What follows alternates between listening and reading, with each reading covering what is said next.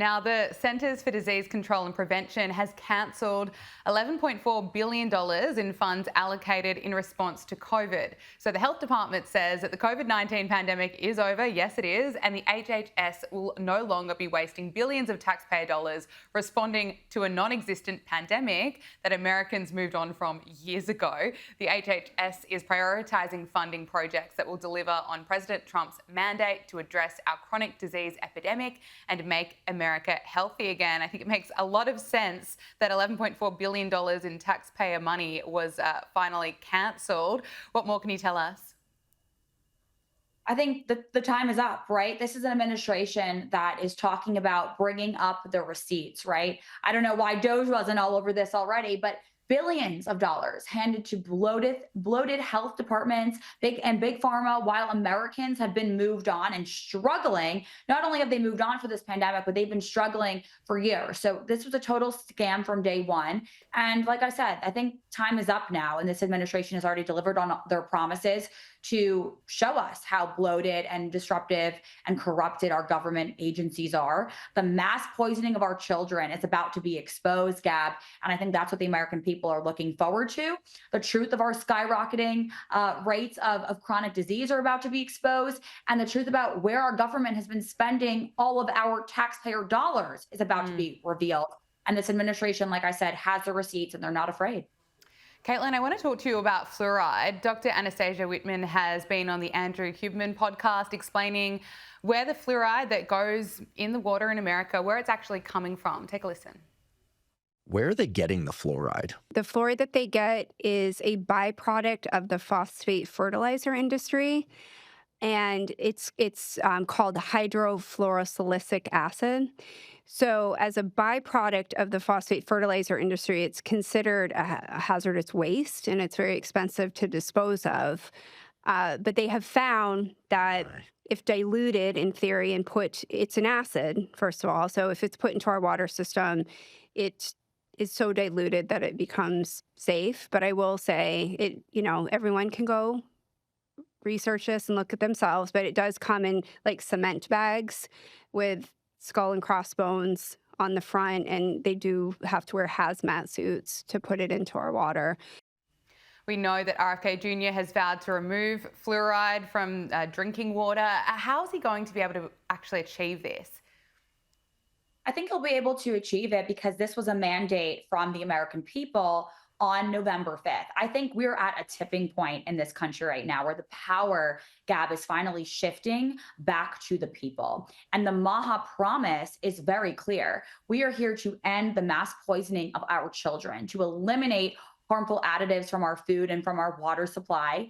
And that includes fluoride. I think that's how RFK Jr. will be able to deliver on this promise. We want no vaccines in our meat and our food. We want no fluoride in our drinking water. We don't want chemtrails preventing us from looking at the sun. We don't want pharmaceutical commercials. We don't want Bill Gates involved in our food. We are on the verge of a true golden age in health right now. And I think that is how RFK Jr. and all of these disruptors are going to be able to deliver on this promise from the American people. How scary that fluoride is really a byproduct of an industrial process that we don't even really know. It could be harmful to all of us, to our thyroid and fertility as women, potentially causing neurological disorders in men. It's a conversation that is long overdue. And for all of the people in this movement, I think we're so grateful that it's happening on a national stage now. Absolutely. We need that conversation, and we should be grateful that it is finally happening now. I want to talk to you about this Signal scandal. National Security Advisor Michael Waltz has assumed full responsibility for the leaked Signal group chat of senior Trump officials that discussed plans for a strike on the Houthis in Yemen. Here he is on Fox News. I take responsibility. I built the group. Okay. So but look, that's the part that we have to figure out, and that's the part that embarrassing, yes. But Pete and I are veterans. We know these operations. He has been an excellent Secretary of Defense, and this was an operation that, it amazes me. I guess the Democrats were fine to leave all the sea lanes shut down. We're fine to have destroyers fired on dozens of times by this terrorist group, and fine to have Iran keep supplying them missiles. That was okay. The president takes decisive action. And now we're seeing some real success in taking down their air defenses, opening the sea lanes, taking out their leadership. We don't want to talk about that. We want to talk about this. Yeah. The Atlantic has revealed even more text messages from the Signal app overnight. This has, of course, been a pretty huge story, but it has been interesting to watch the media go into meltdown over it. On CNN, Ashley Allison seemed to be shocked that J.D. Vance put in writing that he hates that America has been bailing out Europe. Look at this. Ain't Europe pathetic in those messages? Calling Europe, our allies. Our allies. They say that publicly. I mean. Well, there was that. Are you under any illusion that we're out here telling Europe how great they are as a public matter?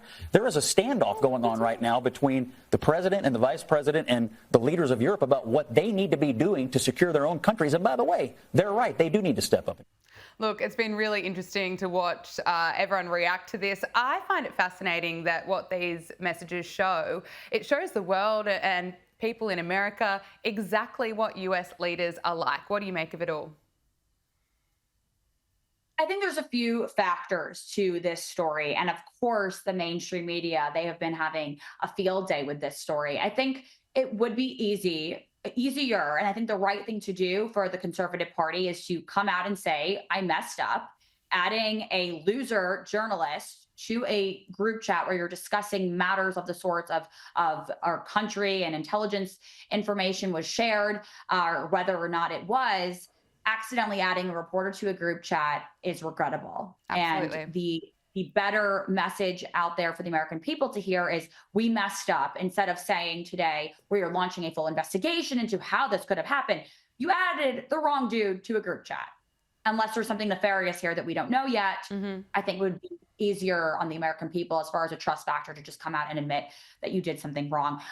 On the mainstream media front, though, Gab, are we really supposed to believe that Democrats and the mainstream media all of a sudden are concerned about leaks from the government, about leaks about classified information? James Comey is a leaker. Lovely Hillary Clinton weighed in on this. Classified information on a private server. Come on. I mean, all of a sudden we believe Democrats care. They let Eric Swalwell actually sleep with a Chinese spy and continue to work for our government. So I'm not buying it. I think they should save their liberal tears for somebody else. I don't think the American people are buying that. Again, separate factors to this story. We should admit wrongdoing. What was the mistake that was made, again, is regrettable. How the mainstream media is handling it and pretending to care, I don't think anyone's falling for that. Yeah, it's been really interesting to see failed presidential candidate Hillary Clinton weighing in on this, tweeting, "You've got to be kidding me." She's getting slammed for the hypocrisy. Of course, she was called out for her use of a personal email system during her time as Secretary of State, as an investigation found it was used to send and receive messages which contained classified information. Now, we've also heard from Pete Hegseth.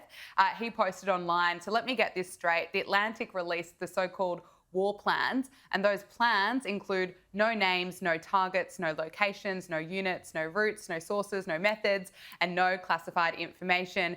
This only proves one thing: Jeff Goldberg has never seen a war plan or an attack plan, as he now calls it. Not even close. As I type this, my team and I are travelling to meet with commanders, the real guys who make real war plans, and talking to troops. We will continue to do our job while the media does what it does best: peddle hoaxes. We've also heard from White House spokesperson Caroline Leavitt. She's spoken about the issue, reminding the mainstream media that the Biden administration left 13 service members dead in Afghanistan and not a single person was held accountable. Take a listen.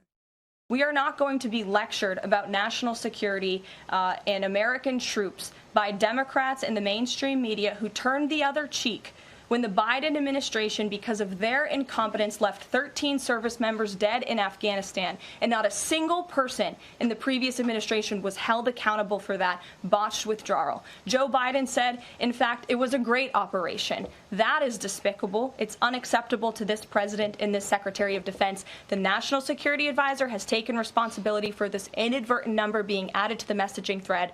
But above all, we take the lives of our troops, safety, security, prosperity around the globe with the utmost seriousness. Caitlin, what's your assessment of how Caroline Leavitt has handled this? I think she's handled this eloquently and beautifully. I think the answering to the mainstream media every day at that podium is a pretty tough job. And the hypocrisy, as she outlined and as I just alluded to, somebody was possibly forging Joe Biden's signature for months, covering up for his mental decline for maybe years. And no Democrats and no members of the mainstream media cared that we had a senile president for 4 years. So my message, and it seems like Caroline Leavitt's message to the mainstream media and to those reporters in the briefing room, is please spare us your manufactured group chat tears, because we know they're not real.